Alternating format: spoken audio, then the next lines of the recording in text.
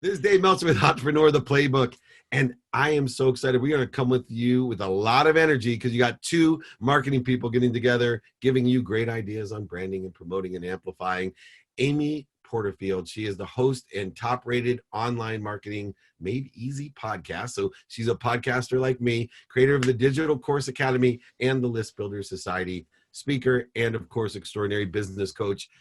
Woo! Welcome to the podcast, Amy. How are you? Well, thanks for having me. I've been looking forward to this all week. I'm doing great and I'm excited to dive in. Well, I've been looking forward to it as well, but I've only gotten a lot of written background on you. And until I see the face and the energy, I'm never quite sure how the interview is going to go. And I've been very blessed to have extraordinary guests. But from the time I came on, I was like, oh man, this is going to be awesome. You literally, through emotion, have connected to me from the time I set eyes on you. I was like, this is going to be so positive.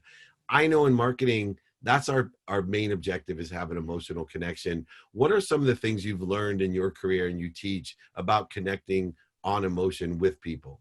It's so incredibly important. I think from the very beginning, when I started this 11 years ago, I think I learned more than anything that I needed to become obsessed with those that I serve and support. I needed to know what kept them up at night, what they talked about, what they were worried about, what they wanted, their dreams, their aspirations. Like I really needed to know them like they were my very best friend. And so I think that connection and that emotion that comes through when I market and I connect and when I serve through my digital courses, it's like they are always saying, you get me, you know me, how did you get in my head? And when I hear things like that, I'm like, finally, I really get my audience. It didn't happen overnight. It took a while, but it's something I've always aspired to.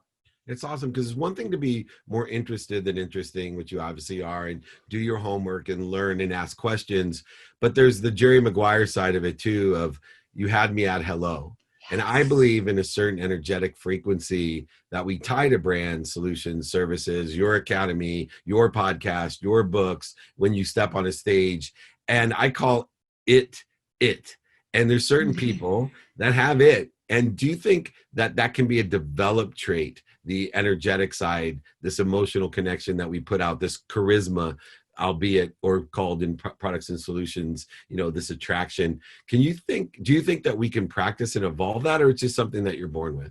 I do believe that some people are just born with it. They're lucky enough to be born with it. I also have seen firsthand many people develop it when they care enough to put the time, energy, money, focus into really understanding who they want to market to, what they want to do, how they want to serve. I do think that is something that can be developed. And the way you develop is you keep showing up over and over again, creating content. You create a business that you're there to serve. And I think that you get better at connecting with your audience. Thank goodness it's something you could develop. I don't think I had it from the beginning.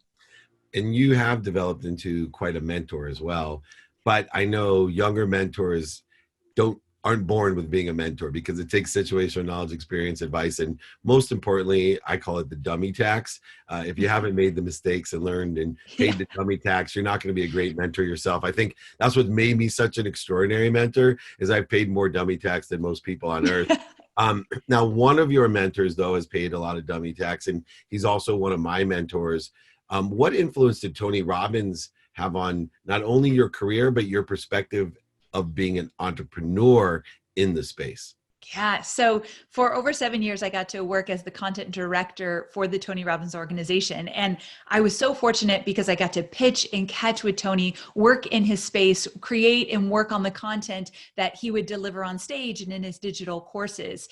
And one thing that he taught me from the get-go is that being an entrepreneur, 80% is mindset, 20% is the mechanics. And so as I journeyed out, literally my journey of being an entrepreneur, I learned from Tony. What he taught and how he taught it is literally the foundation of how I do everything.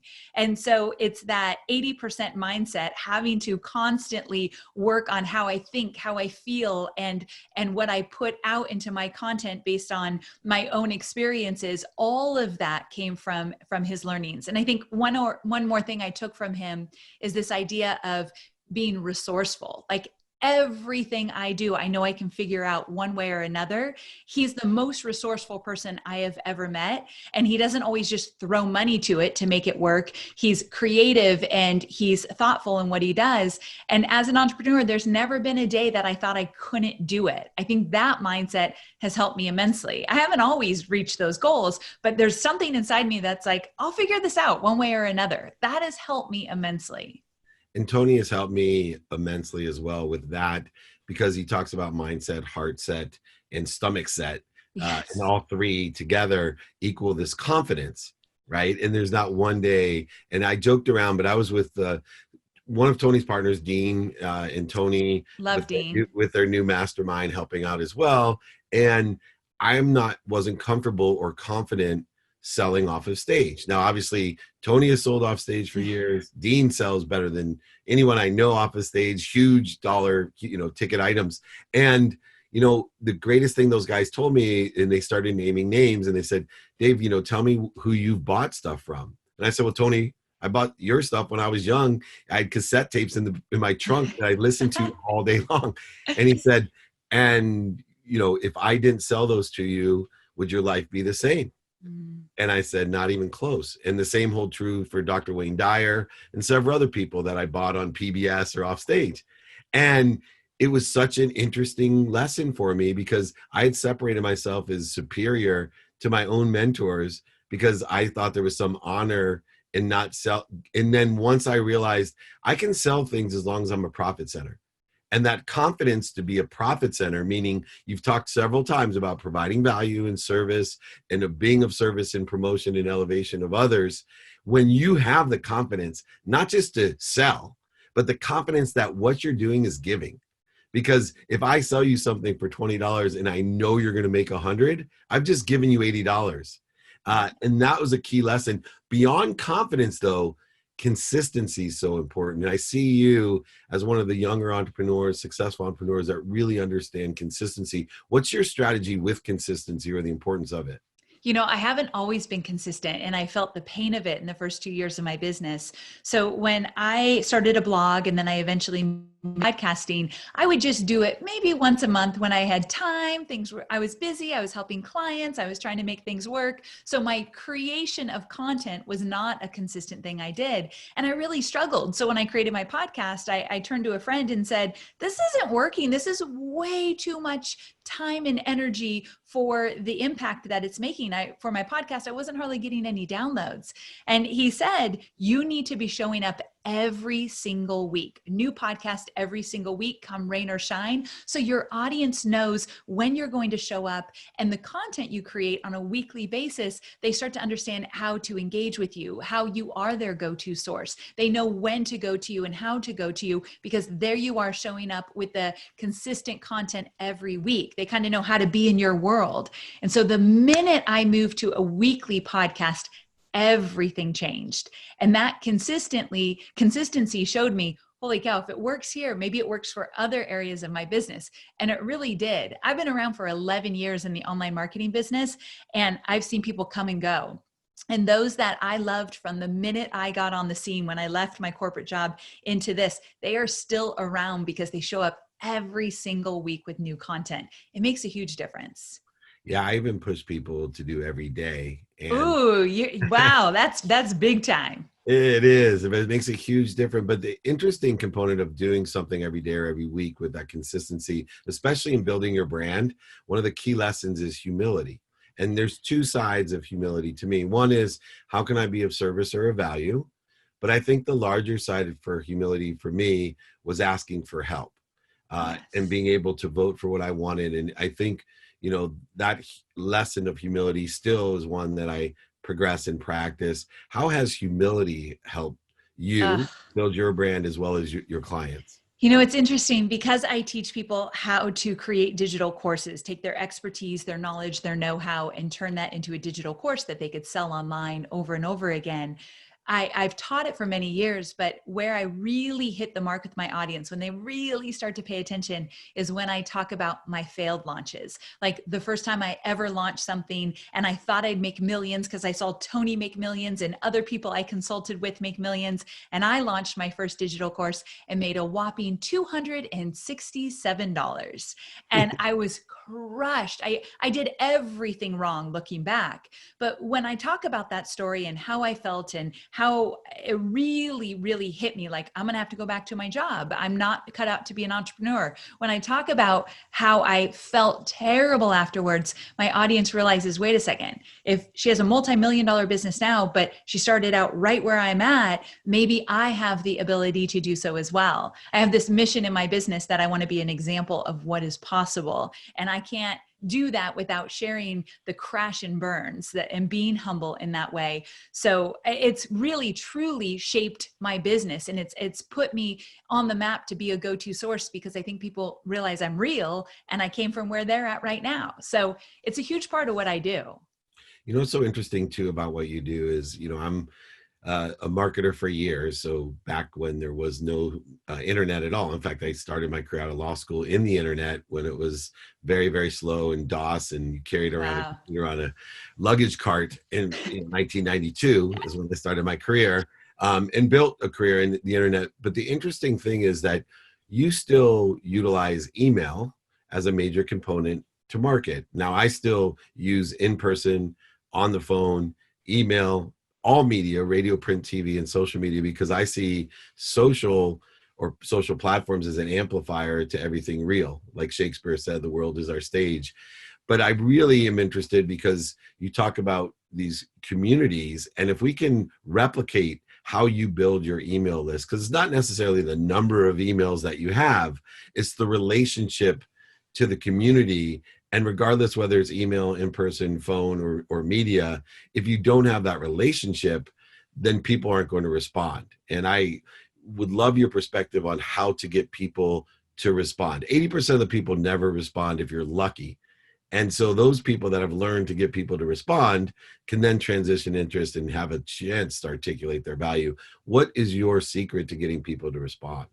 I love that we're talking about this. I always say the energy of your business is directly tied to the strength of your email list. I didn't say the size of your email list, but the strength of your email list. I learned way early on when I still work with Tony that if you don't have an email list and you're doing business online today, you don't have a viable business. That's how important it is. And social media will come and go. The algorithms change like that, and your whole business could change if you've built your business on rented land, which is building your business on social media. And so with an email list, you own it. And that's why it's so important that we're talking about this. And the way you get people to respond to your emails, well, first of all, you got to get them on your email list. So the key to doing that is creating consistent content and creating a lead magnet, some kind of freebie, a free guide, a free resource, a free video, something that's so valuable, they're willing to exchange a hot commodity, their name and email, in exchange for your free resource. So that's the first thing you want to think about. What could I give away for free that people would give me their email for in exchange? But from there, once somebody's on your email list, it's all about communicating with them like they are a good friend. Just like I said in the very beginning, if you know who they are, what they're about, their dreams, their concerns, their worries, their challenges, you got to talk to just one person every time you send out an email. You want to send out an email to your list of, let's say, 1,000 people, and you want somebody to open it and say, did she just send this to me? Did she just send me a personal email? Because it's that good, it's that vulnerable, it's that personal, and it's conversational. That's how you get people to want to have that exchange with you through email marketing. That's incredible. I have created all types of efficiency rules to apply to what you're talking about, because I think if you can create, that database of relationships, well, you keep surprising people by, is that email from me? You responded so quickly. But I think the phone as well, when you can complement your email list with telephone calls, Yeah. because one of the highest forms of responses that I get is, hey, let's jump on a call. And then even when I jump on the call, because I have a 5:20 rule, every phone call I have, the objective is to complete it by 5 minutes, to meet my objective in 5 minutes. And every meeting or interview is 20, including my podcast. And that allows me to be more accessible. But I'm still amazed that, number one, they're shocked how quickly I get back to them. They're shocked how quickly I say, do you want to get on a call? And then they're shocked that it's actually me on the Yes. call.